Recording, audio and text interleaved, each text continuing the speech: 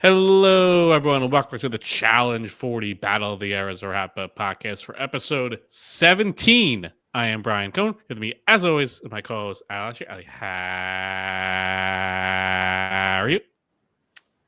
Survivor, episode 14 finale. The Challenge, episode 17, not even close to the final. Skipping the holidays. See you in January, baby. Your favorites could never. Can't wait. Whew. Yeah, we are at the final now. Precipice. We're like there at the end of this record. Yes, We're on the drive. and honestly, I thought this was one of the best episodes of the season, with a great daily, a great elimination, leading up to. I'm excited for the final. I don't know. I actually had thought this was like a very good episode. Here's my problem narratively. I cannot do the vitamin C graduation, walk down memory lane part of this before the women have had their last elimination. Like I hated the fake stakes of talking about the final and the season as a whole when we have not reached, for me, the rites of passage moment of the show where everybody, I worried about this last week. I felt like it was true, or I tipped my own hand this week, of feeling like the location change before the last women's elimination felt weird and non-final and not the same sense of gravitas or stakes. But it wasn't bad. The challenges weren't bad. The stakes were really interesting. The elimination was cool to see the two women who end up in the elimination. I just felt like the in memoriam part was a little bit off timing wise, temporally. It certainly would have felt better doing that up until once we get to the final. But I'm a sucker for nostalgia of remember when we did this? Remember who we're fighting for? Remember we do this? Like Jersey Shore has now reached the point in their new version where they're reminiscing about the start of their new version, like the family vacation. Like, oh, remember when we started this reminiscent about there? So, and I love it. I love anytime it's like, oh, remember when we did this? I don't know. I love nostalgia, so I'm okay with them. Talking about what their there is, and all the good times, what their favorite moment was, their rose and thorn of the season. It was all great. Brian loves a clip show. I do. Honestly, I do. I've been preaching for years to bring back the Thanksgiving clip show for Survivor. I want that back more than anything, but I don't think we're ever going to get it. More than anything, more than theming the seasons. Why didn't you bring that up with Jeff Probst when you had the chance? Next time. Ironically, for an episode that was mostly based around memories and not mic drop on clip show. Ironically, for an episode based on really looking towards the final and looking back on the season, it did have the most appropriate clip to start the episode, because it was about DM getting cut right before the last elimination before the final on Duel 2. So I was like, oh, a very timely, non-spoilery, establishing clip. But then everything else in the episode didn't really relate to that. And then at the end, we did get back to the last elimination before the final. So I at least like that. Yeah, that did tie in. Although DM was more about, she didn't play cutthroat enough, which I don't think we could point to why Cara went home. Although maybe, Rachel kind of did set herself up more with Jordan that Cara could have done herself. But it was still the same precedent of, cut right before the final. Yeah, no, we have to be going back to basics here. Just like the theme was on point. We can't get crazy and be like, and the way they were eliminated or the reason for their downfall foreshadows the result. I feel like they did do that in the beginning, and then they kind of steered away from it, but that's okay. Yeah, I think I talked about this in the beginning, but when I did my dossier for Max Dawson's Survivor class on the challenge, I had a quote from the challengers to start each section. And maybe the first two connected, and then it was just like, there's very few quotes when you Google challenge best quotes, and I only remember a few. So right. Let's just throw this together. So, why are you going to be? Okay, so we find out that the destination is going to be the Philippines. I don't know that that's less green. Are we locked in that the less green clue from TJ is really just about the water of the seduction? What was the ship called? The Sinister. Yeah, I think that seems to be very different ship. The seduction. Yeah, it seems to be more what it is, but I don't know. Being around water, feel like implies green because water brings life, which plants, which is green. Because water brings life. I thought you were No. gonna say because like water has a greenish hue from like algae. Water brings life. Okay, Mother Nature work. Yeah, I'm in my Mother Nature era. Yeah, I don't know. That felt more what they would be going for. I think it was like Tori that brought up. I think it was her saying, "Oh, we go to the Yeah. desert or the snow," which would also imply less green. But they kind of didn't do either of those. Yeah. Also, our first thought. You see why Tori is the official challenge podcaster. We have same Right? podcast minds. Podcast minds all think alike. All right. What were your highlights? Let's reflect upon the reflection. That's probably the best way to do it, right? Any favorite highlights from this collection of highlights? So the highlights of their highlights, or can I go off the board of like Brian, this my is own your highlights? show. Okay, Whatever well, I you mean, want. I liked the highlight of their highlight was I think it was a Jordan because it's like the very typical when you're going around the Thanksgiving table what you're thankful of, and it's like such the easy answer being, "Oh, I'm thankful for all my family and friends that are here." I like that he did that of being like, "Oh, I'm just so thankful for making the final with everyone." It gets the easy laugh, gets the easy smile. That's usually what I would go for. I would hate when I would have to go last at the Thanksgiving table. Then I have to think of something new. We did that at work. We had to do like the ice breaking thing, not ice breaking, whatever it is, with icebreakers, right? And people give their answers before you, and everyone gives the easy answer, and then you have to think of something creative. So I appreciate Jordan taking the easy route of being like, "Oh, I'm just thankful for making the final with everyone." What was the icebreaker? Now I'm curious. I was like going around the room was like, what feedback will you have for a leader? And like everything was like all like That's basic. tough. Yeah, it's like all easy stuff like communication. And I had to come up with something like freaking serious. And it's like, geez, I don't want to do this. You should say like, I think we really covered the whole kitten shaboodle with what everybody said. Yeah, the Jordan thing was funny. I was watching this episode with the great Johnny Langan. Shout out to Johnny. And we paused here because I was like, recall that Jordan, and it's really not, Johnny talked me off the ledge that it's not a 1-for-1, but Jordan was the one who talked about how terrible like the non-challenge part of the challenge was this season, like the living conditions and everything. So that doesn't mean that being with the people wasn't the best part of his experience, but you're almost like, I don't think they actually did this, but what if he was like, well, considering how heinous the house was in the living conditions, I'd have to say being here with you all made it livable, and then they like cut that part of it. If it really was that bad, the show really did a great job editing around it because it did not look that bad living in that house. Other than like the weird kitchen arrangement, it seemed mostly fine. So I'm sure it was editing, but they did a good job hiding it. Yeah, totally. It was also funny that Jenny was like jumping from that building because they've done a lot of like really reckless. I mean, they just got launched off of cliffs and cars. They've hit targets swinging back and forth on semi trucks. So it's funny that one specifically like really stood out for her. Also very Johnny made the comparison between Sarah and Jenny, and I think it's a good one. Like there's definitely a part of that Sarah, I'm just so excited to be here. Like I love the challenges. Like yes, we're going to scale a building in Jenny. So that was like pretty appropriate. I did love when Bananas was like when Devin went home. Because it's true, it was like a good turning point for his game, and it was like a funny way to needle Michelle. So I respected that spirit of it. Petty stays petty. Bananas always has an opportunity to take a shot. He's going to take it.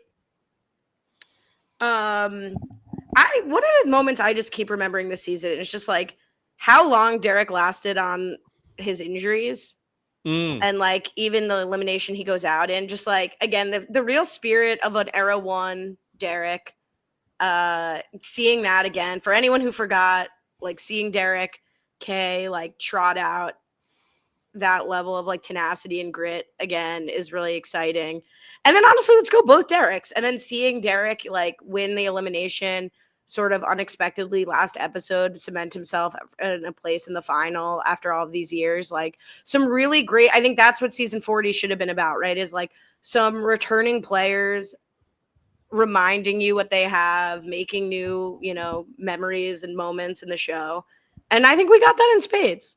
Yeah, I think another fun moment for me, which I don't think was fun for other people, but I like the chaos of it all, was the pure insanity that the challenge social media went through during the Derek and Horacio elimination.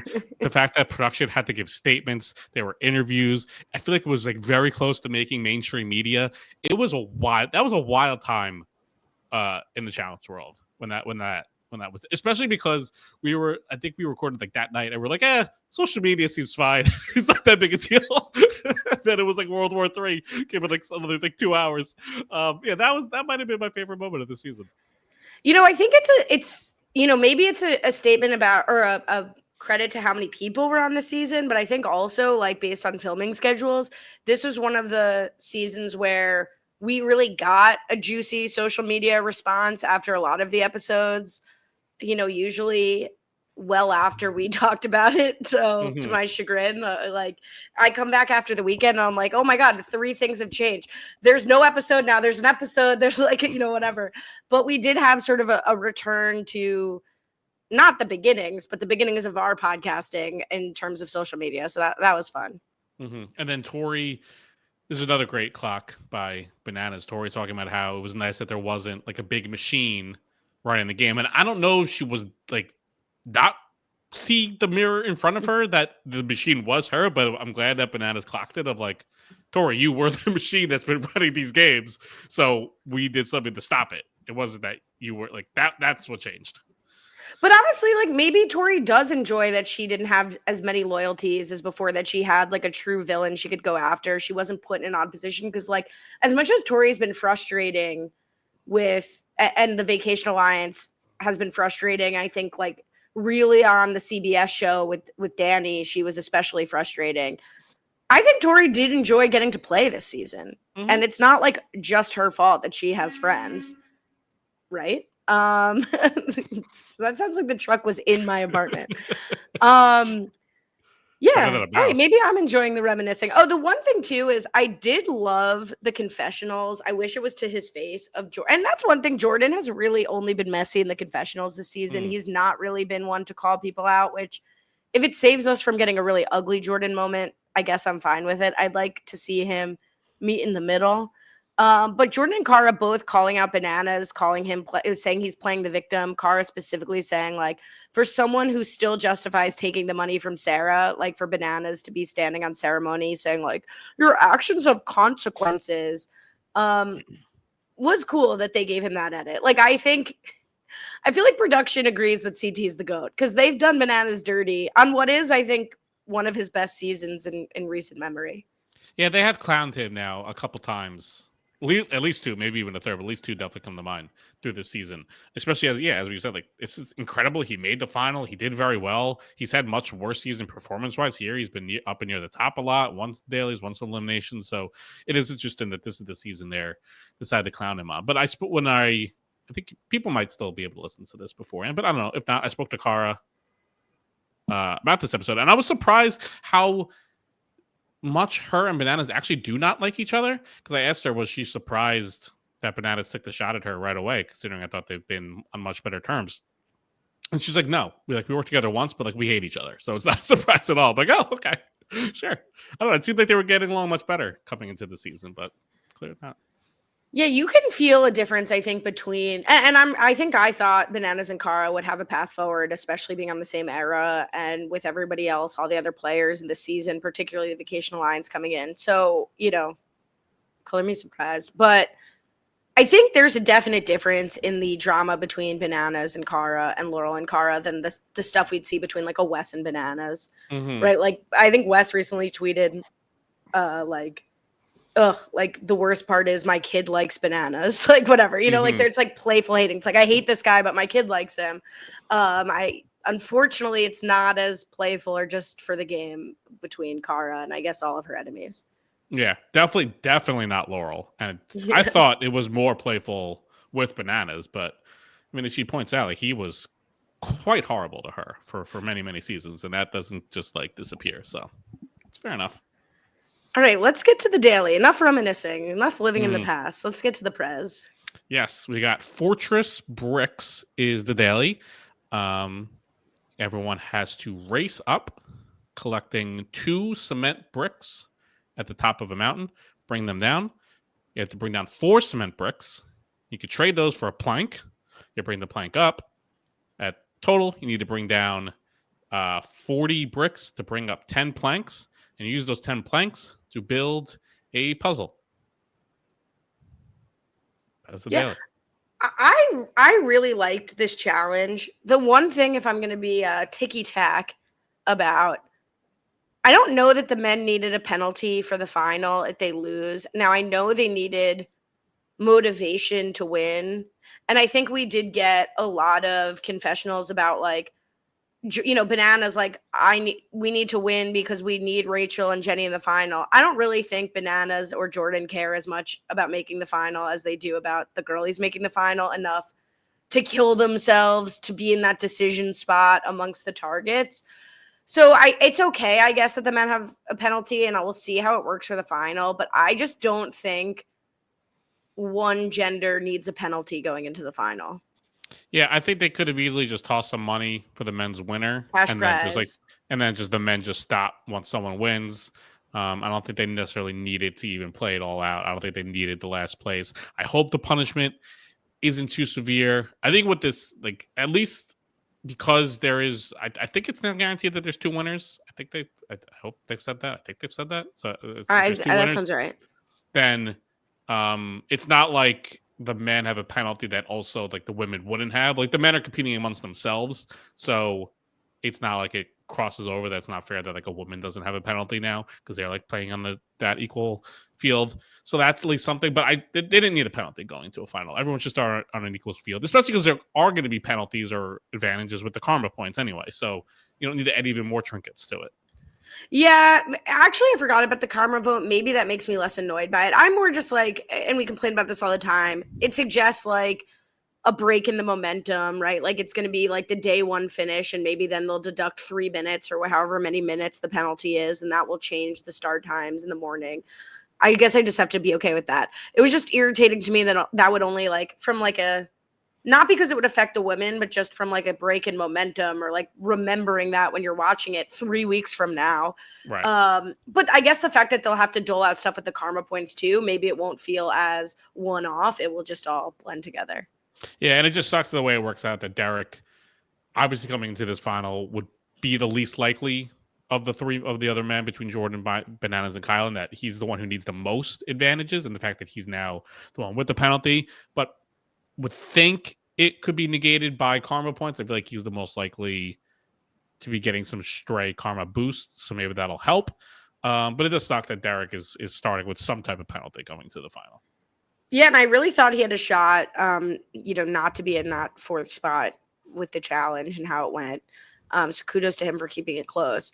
But the only other thing with the money, putting the money as the incentive, I was just thinking about it, is like, I do think all of the men have to be incentivized to complete the full challenge. I don't want one man to go for the money and have 3 men, or just really have the men have a choice. Like, all right, it's $5,000 or it's 150,000 for the final. I'm going to just opt out because I don't need the $5,000. I'd rather conserve my energy or something like that. If the women don't have, an equal opportunity, and I don't want, somebody like 2 people to have really killed themselves in a challenge and then 2 people to be well rested, when that's sort of not the nature of the show. So I will suck it up that there will be this arbitrary kind of penalty for the sake of the game. Mm-hmm. And for this one, so Cara. Am I sucking it up if I complain about it for 20 minutes and then say, but fine? I don't know. Yeah, I think so. That's the suck up. That's the sucking up portion. So Cara's penalty for this was 3 minutes, but they specify it'll be assessed after. I think the other ones they've waited, and I don't know why they couldn't just have Cara just wait 3 minutes rather than, it just opens up the tinfoil hat brigade if it came down to it. It didn't really matter, but it just opens that up of, they're like adding the 3 minutes to like do something to help her car. I don't know. It just felt so unnecessary because they've been doing it differently throughout the season. It's a really good point. I was like, I wonder if they think it's an advantage if she's like starting 3 minutes later, so everyone's doing the puzzle in front of her and she can just like make up the time looking at it. But there's ways they could have corrected around that based on like how they set up the puzzle. So other than it being like a logistical thing, which I can't imagine what that would be, of like the order they needed people running up and down the mountain, which we didn't see anything about, it's a really good point. My frustration was like, it was hard to understand what 3 minutes meant to this challenge. I would have liked to see some finishing times. Mm, Maybe that goes to your point with the tinfoil hat. It's like, it just would have been interesting to me to know if this challenge took an hour and she had a 3-minute penalty, or it took 20 minutes and she had a 3-minute penalty. Just, for the folks yeah. with a microphone and some curiosity. Yeah, I mean, it seemed like based off everyone's reactions, I would say this took much closer to 2 hours, maybe even more than that. So I think the 3 minutes proportionally probably wasn't even that bad of a penalty overall, which I think Cara even notes when it starts. She's like, oh, I hear 3 minutes. It seems like a lot. But when TJ explains the rules, it seems like, oh, that's actually probably not going to be that much anyway. So again, I think they've done a pretty good job with these penalties that they've, it's been a detriment. But to our biggest point is like, we don't want it to be a guaranteed loss, which I don't think any of these penalties really were. And I do, just to say something about the actual challenge itself, I liked it. I always like something they can all run at once, obviously. But I also think like the point of the last final before the last elimination, the last daily before the final, should be to kind of weed out the weakest person for the final. And I think this really, it's not a mini final, but it mimicked a lot of the main skills that will be on display in the final. Absolutely. And so I thought it was like a really good challenge for this portion of the game. Yeah, this easily could have been like phase 3 of a final, like running up, collecting things, bringing things back and forth, doing a puzzle. That's easily like a checkpoint or part of a final. So I really like this daily a lot. I think it was very well positioned, thought out, good, grueling, made everyone push themselves. I thought we had a clip of Jenny like nearly dying in the preview, which I thought was playing out this week, but I guess it's coming in the final. I don't know. I thought that was in the preview last week, but maybe they rope-a-doped me. Not the rope-a-dope. Yeah, let's talk about everyone's performance. So Jordan finishes first for the men, which I think like it was very much Kylan's to lose, at least from what we saw. Like Kylan was a full trip ahead of Jordan, and it seems like Kylan just couldn't see this puzzle, which makes me really excited for the final because I do think anything's possible. But you got to have your money on Kylan or Jordan based on performance this season. And for Kylan, who normally is awesome at puzzles, to have a fall here is very interesting for Jordan. But for Kylan to only be bested by Jordan in a puzzle, to me says Kylan on another puzzle could easily beat Jordan in a final. Maybe not easily, but, could have a more than 50% chance of beating him. Yeah, it seems like if Kylan doesn't like psych himself out during a final, like the fact that he's like overwhelmed about being there, the fact that he's like so excited about being there, doing his first final, if he just like stays within himself, he should be able to do just as well with Jordan. But obviously Jordan's done so many of these in so many different environments that he's prepared to do anything. But it really does seem like it's going to come down between the two of them, even though Bananas beat Kylan in this one. That felt more of like a fluke that he was able to finish just ahead of Kylan. I think Kylan would have the edge over the longer terrain of a final. And then it just doesn't. I was expecting more from Derek. At least I feel like this is actually set up pretty well for him. I know like the carrying the bricks back and forth would be pretty tiring, but he kind of just did that in the elimination. So he kind of has some experience with that and did that very well. So the fact that it was like endurance and puzzle and Derek still finished in last, probably not the best look for him about how he's going to perform. No, that's fair. And looking at the story arc overall with the men, I feel like we have had like 2 or 3 challenges where we get, including this one, where we get narration from Jordan about what a threat Kylan is and that Kylan has the edge over him and Kylan's ahead. And then Jordan goes on to win that challenge. So I wonder if that's what's going to happen in the final, or if like the final is the big beast. It's the David slays Goliath and Kylan beats Jordan, which if Kylan does beat Jordan, I think by transitive property, Nerys can beat Jordan in a final, which I would also love to see. 100%. Yeah, it does seem like as much of a story that they're building, it does feel like Jordan and Kylan's story is building towards a final. And it felt like Bananas' story is more just like against Tori in a sense. And it almost felt like Bananas' story ended and he lost with Tori winning this elimination. Like that was like what almost felt like his story was building towards. It doesn't feel like it's building towards a win. And it felt like what Derek's story was building toward was his elimination win against Corey. Like him making this final and now he gets to run it like was his big achievement. And it feels like it's more can Kylan overcome the Goliath of Jordan, not really the Goliath of Bananas. Agreed, totally. The big surprise for me with the finishing results was for the women. I mean, the whole story of the challenge this week is how exhausted and gassed and asthmatic Jenny is. Yep. And then she comes on to win, which absolutely shocked me. Stunner. I didn't really think asthma was something you could like mentally push past. I don't think it is. I don't Hope think she had so at access to her all. inhaler. Like that was like almost scary, but you know, kudos for her. What do you think this means for her prospects to actually win the final? It shoots them up completely. I thought this was 100% between Rachel and whoever won the elimination between Tori and Cara. But now it's like, all right, Jenny has to be in the mix. I mean, she has won a final before, so it's not like she's completely new to this. And the fact that she did this and beat Rachel, who absolutely had to win, like she was a target coming into this week. She knew if she, didn't win, there was a good chance she could be going in. So it wasn't like she was, playing it safe or slow or whatever. Like she was absolutely giving it everything she had. And to beat her, to beat Cara, to beat Tori, and like decidedly so, she crushed this is absolutely a stunner. And it really would, the odds makers would be dropping Jenny's odds dramatically after seeing this performance. Totally. Whatever that means, I agree. But yeah, I agree. I think Cara losing after coming in second, being eliminated is a huge score for all of the women. I was really surprised with Rachel's finish. I thought Rachel had this in the bag. And I really, really shout out Michelle for coming in fourth here. I think the odds were stacked against her, even though like in the Derek world, endurance and puzzles should be her strength too. I really think like unlike endurance where you're just running, this reminds me more of if you're like carrying your weight, which obviously is important in the challenge and all of reality television really. But like this was a lot of like brute strength and getting through more than it was like running, even though it was endurance either way. So I was just really, really proud of Michelle pulling this out. And much like you said, the boys' storylines building to whatever results, I really think Michelle's storyline is building to her just making this final, 100%. Not having to go into another elimination here, beating Tori. She's got to feel proud about that.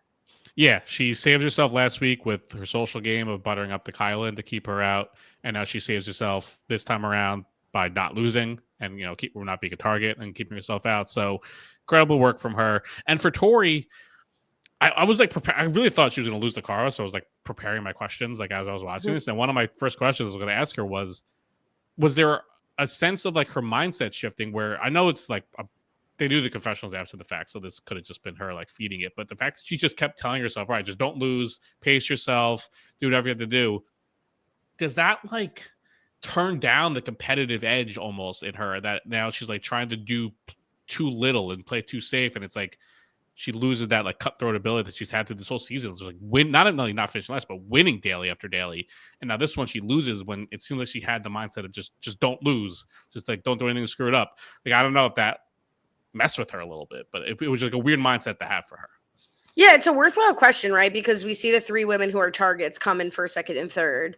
And Tori on any given day could have been right up there with them.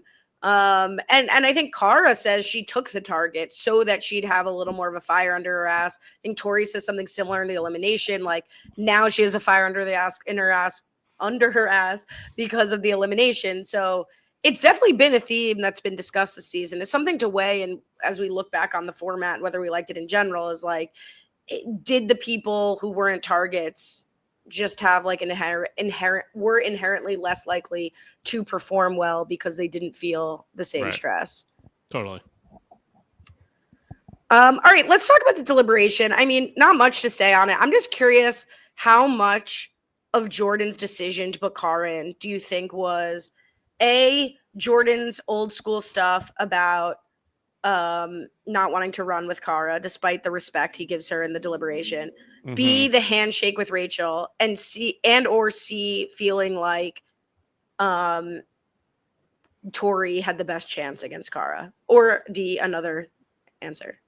Yeah, so great question. I'll get to that right after this. Yeah, so I actually asked Cara about that in the interview. I said, do you think that Jordan got any advice from Tori, like about who she would rather go against? And Cara said like Tori completely stayed out of it. Like this was completely Jordan's decision, that she would have rather not go against me, meaning Cara, but Tori didn't give Jordan any insight. Like don't vote for Rachel, No don't vote for Cara. chance. That's No what Cara chance. said. I do believe that, like, I don't know what benefit going against Cara versus Rachel would. I feel like they're very similar-ish in an elimination. Like, whatever you would be bad against Cara, you would probably be bad against Rachel. I feel like they're very similar skill sets, especially in an elimination setting that's not like an open water swim and things like that. So I don't know what edge one would have that Tori would push one to the other.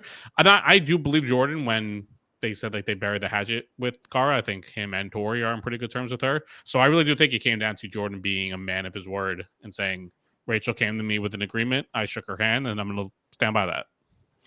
I agree. When this happened, I said to Johnny, like, Jordan made a deal, whatever. But I do think all of those three things are. I'm not accusing Tori of saying something to Jordan. I just think if I had to choose, if I cared about Tori staying, I would pick Cara. Only because Rachel is just so solid. I think Rachel has some size on her height-wise. I mean, I haven't seen them really stack up, but I think she does. And I think Rachel just has such a calmer demeanor and doesn't get frazzled in the way that you could maybe take advantage of Cara, like having an off night, getting in her own head. So I give the edge there to putting in Cara if I care about Tori. Also, I've got the deal with Rachel. And if I had to pick somebody to run a final with between Cara and Rachel, I'm not saying Jordan's being disingenuous. I think he's being totally genuine. It was a really, really nice moment of closure, I think, between Jordan and Cara. And I'm looking forward to seeing how that plays out between them in the future. I think here, though, I'd still give the edge to wanting to run with Rachel over Cara if I was cared about a stronger partner. It's narrow, but it's there. So I think all three categories, it's better. Jordan makes the right decision for all three reasons, whether it's just the handshake or something else. Who can say? Yeah. But I think it was the obvious choice. I do think, though, even with the handshake, if there was a considerable difference between, like, let's say he made a handshake agreement with Michelle, and it was Michelle and Cara in this deliberation, or even Michelle and Rachel, whatever. I think he throws in Michelle, and he breaks the handshake to help Tori. I think the fact that it was pretty equal, like the first going down like the pyramid of choice, the most important first choice was what does Tori prefer and who would give Tori the best chance to win. And since between Rachel and Cara it's pretty even, he could then drop down to the next rung, which is I made an agreement with Rachel. I'm saving Rachel, but I think the Tori of it all would trump anything else. Yeah, I mean, here's the benefit for someone like Jordan is I don't think he would make a handshake agreement with someone like Michelle, right? Like maybe if like an Anissa was there, it'd be harder, but I think Anissa beats Tori in an elimination and a lot of them. So I really think like Jordan's like jerky, like I only play with the best on performance. I don't think he's making a deal with Michelle. And that's not what I think. That's just what I think Jordan would think. And so in this format, it really favors a Jordan in the same way Bananas was favored by working with the Strong Angels of other than Tori saying, a la Corey, I'd rather take out a Rachel in this elimination than go against her in the final. That's the only time where Jordan would be like in a rub, but I don't think she's there. So he really gets off scot-free. No matter how you slice it. Jordan's gotten off scot-free a few times. I don't think he's had to like piss anyone off this entire season. Anytime he's in a position of power, someone's like voluntarily throwing themselves in, or it's like a very narrow choice. Like here, Cara could easily hold this against him, but it doesn't seem like she's going to, even in the slightest. So Jordan's really come away pretty clean, considering he's been in power a good number of times. No one's really like, oh man, I have to get back at Jordan for X, Y, or Z. Totally. The only, talking again about post-show internet scuffles, right, is the like, I threw the challenge, Laurel threw the challenge to me, or I threw the challenge to Laurel, but I don't think anybody really cares about that. No, certainly like not now. I don't even think then. Yeah. Yeah. All right. I loved the Mortal Kombat final boss graphic. I thought that was great. I do think that was appropriate given like we're going to see Tori versus Cara. We've been building up to it. That's going to be exciting. Everything that happened between that and the arena, I don't really care about. No offense to Cara's another quite romantic birthday celebration from the Ladies of Leisure and the Angels putting their feet together. Okay. I'm ready to get to the Sinister. Yeah. It goes to show how long they've been there because this feels like the 14th birthday party that they've had this season. Like everyone's had their birthday. Like everyone, because the film took a year, everyone had their birthday throughout the entire season. Yeah, we get to the Sinister. And I guess the creative department ran out of its budget for elimination names because the elimination for this one is called the final elimination. I feel like Johnny and I rewound like 3 times. We're like, no, there was definitely. I was like, no, it was a graphic that just said final elimination. Like, did they just have that as a TBD and they just like, oh crap, we forgot to name this one. Oh, it's just the final elimination. I don't know. What can you do? But yeah. I died when Michelle said, "Where did my life go wrong that I ended up on the SS Sinister?" Which, like, more sympathetic I could not be as someone who's just talking about someone that ended up on the SS Sinister. Well, at least for Michelle, it ended up with just her on it and not floating next to it, because that would have been a lot worse. So she'd have to do this elimination. But basically, the elimination is tread water for as long as you can. But then, which I didn't get a chance to ask Cara about this because I really wanted to, but ran out of time. But so the way to tee it up is TJ's like, you're going to tread water and we're going to be out of here all night until someone loses. But then very like Survivor Palau, I think it was Palau, I don't know, the one that like took like 18 hours where they tried to change the rules. And what's his name that won? Who's the guy that won? Oh Ryan, my God, please. this is bad. Imagine me caring about this. Whatever the guy who not Terry. It's not Terry. This is so bad that I can't remember his name. But he's like, no, cursing on YouTube. I'm the good people of YouTube. I didn't say it. I said it in my head. How did I hear it? I mouthed it. But he was like, no, you can't Tom? change. Yeah, Tom. Tom's like, no, but you can't change the rules. Like, you laid out the rules for a challenge. This is the rules of the challenge, and this is it. I feel like they laid out the rules of the challenge of tread water as long as you can until someone can't do it anymore. And then they're like, just kidding. Like, keep your arms up. Just kidding. Keep your elbows up. I feel like that's kind of BS. So, not to ruin the great analogy that you drew between Survivor Palau and the challenge, I believe TJ said it's going to get harder as we go on. Did he say that? I believe he said that. I don't know because it didn't like really hit with me such that I wrote it down, but I feel like I remember him saying that. In any case, I think another way it differs is like, for me, tread water until you die. What's the mechanism where someone has stopped treading water that they literally need to be rescued? Because if you go underwater, should the rule have been if your head fully goes underwater? I thought that's what it was. They were like float. I feel like they did go underwater and come back up. No, they float. I don't know. First of all, I thought there should have been no floating. And second of all, I thought there should have been a clear mechanism for how you fail. Like when someone has their arm tied up or someone's on a pole or whatever. There is a part where your body breaks and you quit that isn't you drown. So first when this was happening, I was like, the mechanism cannot be you drown. If it is you stay underwater, fine. Like I'm willing to accept that as a mechanism. But like I was at least relieved when they put their arms up because I was like, okay, at least there's something that they can involuntarily do besides die to stop this challenge. Yeah, I didn't want death to be the only option. That would have been bad.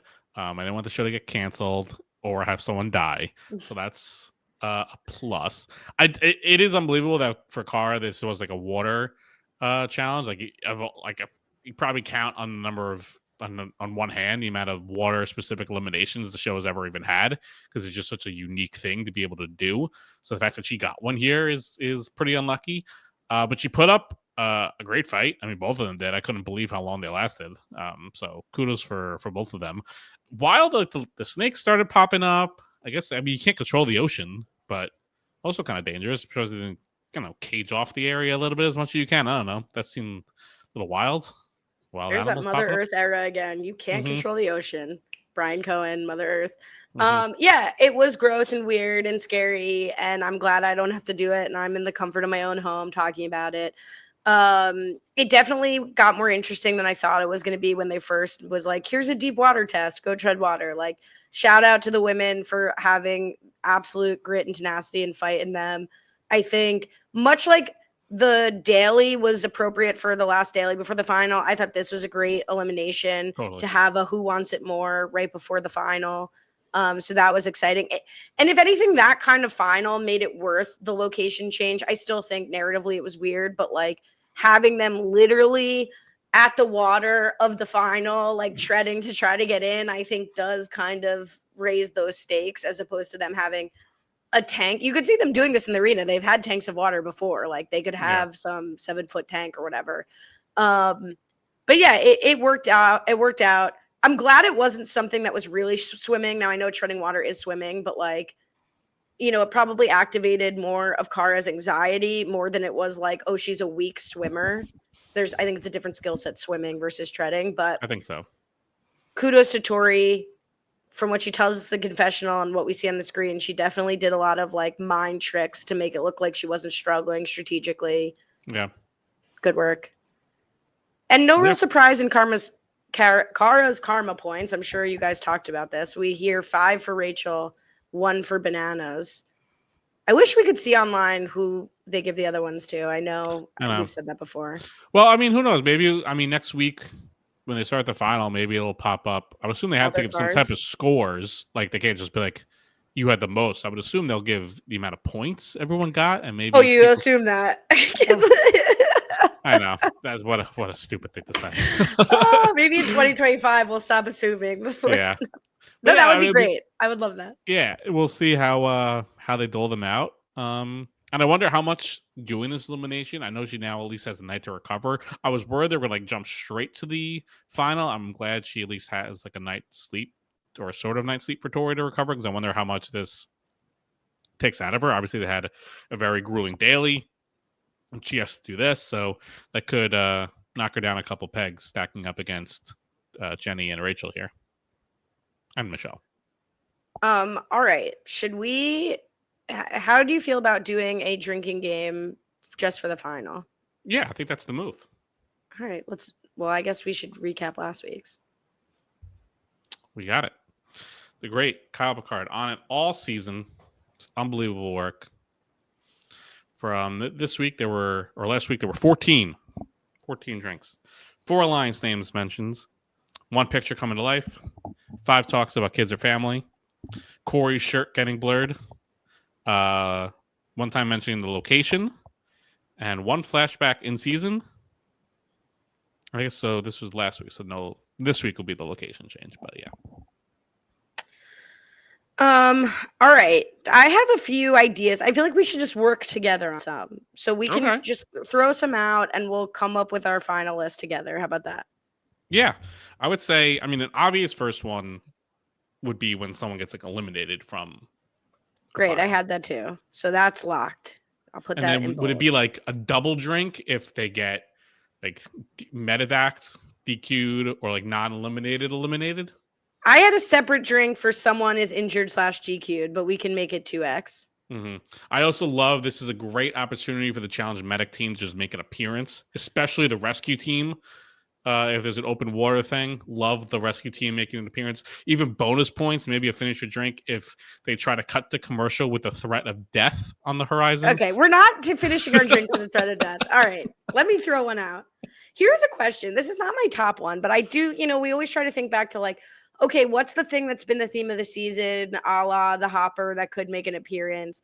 Obviously it's going to be the karma points, but is the hourglass going to be mentioned or used? Like, did the hourglass ever matter? Like, what was the friggin' giant hourglass doing there? Nothing. Mm-hmm. Nothing.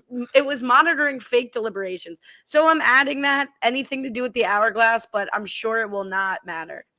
What about any talk about like as they're going through, like I want to represent my era, especially for Rachel. She wants to represent era 1. Yeah, Kylan will want to represent era 4. I feel like 2 and 3, not so much. But I feel like for era 1 and 4 people, we'll hear a lot of talk about representing their own era. Okay, that's good. Added that. I'd like to add, not just mentioning karma, but if someone gets more than 25 karma points, do you feel like that's the right number? That would be 5 people giving them 5 or more, or some other combination of lower numbers. That's got to be too low because I think you had to give points to everyone. Yeah, but how many people have been eliminated? Like 30? Oh, so even if everyone gets 1. People. Okay, so what about 30? What about 30? What about 40 for season 40? Anyone who gets more than 40 points. But wouldn't everyone have to? It would max out at 8 drinks, Brian. It doesn't have to be that serious. Yeah, I don't know, but I'm just like trying to feel like because everyone has to have at least 32 points. Right. So let's say, but 40 sounds better. So how about 400? No. Like 80. Like double. 80. What's 80 divided by 5? 80 divided by 5 would mean more than half the cast would have had to give them 5s. No. 80 divided by like 32 5 people is 60. Is a little over 2 points per person. What math did I? No, I did 80 divided by 5. Why which would 5? mean 16 people would have to give 5. But I see what you're saying. So you're dividing it by the people left. That's why you work in Yeah. math and I don't. So that would be an average of 2.5 person. Fine. But if nobody has that, I'll be pissed. So I feel like someone will have No, that. people will have it. People will have it. Okay, that's You good. gotta earn your drink. Earn your drink. Get the 80. All right. If your favorite wins, finish your drink. That's personal. We'll find out from Kyle. If your And favorite gets eliminated before even finishing the final, finish your drink. Okay. And then flashback. Bringing back the picture frame, if we see that again, because I think we will still start the final with it. Mm-hmm. So I'm just looking at if there's any other ones we want to bring through. How about just someone screwing up math? Well, we have already somebody. Now, I don't know if this was officially on the list or if I just wrote it down for the final, but someone yells at their partner in the final. So let's bring that down. Mm-hmm. And then what was the other one you had? Screwing up math? Yeah, like not just like getting a mistake. Like people make mistakes to the point where you have to like double back, or just someone even like running off the road. Someone who makes a horrific mistake. So let's say makes a mistake, a la you have to grab your flag at the table and you didn't, so you're going back to the checkpoint. Yeah. You're Aviv breaking through the exit. Natalie running on the wrong route. Banana's building the cement blocks backwards or whatever hell they did. It's something dramatically bad. Now, I don't think if you time out on a math elimination, a math checkpoint, that does not count. No drinks for a timeout. Timeouts are very normal. This is, you know it when you see it. All right, that's 10. Let's leave it there. Pretty good. So what are the 10s? What did we get? So we get a flashback in a picture frame, or let's count flashback to the season also. Mm-hmm. Any flashback, the picture frame coming to life. A mention of the hourglass, would love to see it. Not in the context of a flashback. If your favorite wins, finish your drink, or what'd you say? If your favorite gets cut before, So in the final, if there's a final elimination, everyone takes a drink. If your favorite was gone, you finish your drink. Yeah. Okay. Drink responsibly. Don't drink alcohol. Whatever. Someone is injured or disqualified, 2 drinks.